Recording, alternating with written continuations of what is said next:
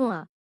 গ্রামের পাশের জঙ্গলে দেখা দিয়েছে এক ভয়ঙ্কর ডাকাত, নাম তার কালদন্ত।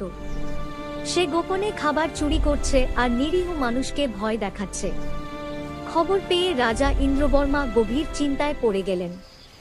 এই সংবাদ পৌঁছাতেই ছোট্ট ভীম ছুটে এলো। তার সঙ্গে ছিল প্রিয় বন্ধুরা চুটকি, রাজু, জাগ্গু আর কালিয়া। রাজু একটু ভয়ে কাঁপলেও ভীম স্নেহ করে বলল, ভয় পাস না রাজু, ঢোলকপুরকে আমরা সবাই মিলে বাঁচাব। সবাই জঙ্গলের দিকে এগোতেই হঠাৎ গাছের আড়াল থেকে কালদন্ত লাফিয়ে বেরোল। বিশাল দেহ, হাতে লোহার গদা, গর্জে উঠল সে, কেউ আমাকে হারাতে পারবে না। কালিয়া পিছিয়ে গেলেও ভীম একটু দমল না। শুরু হল তুমুল লড়াই।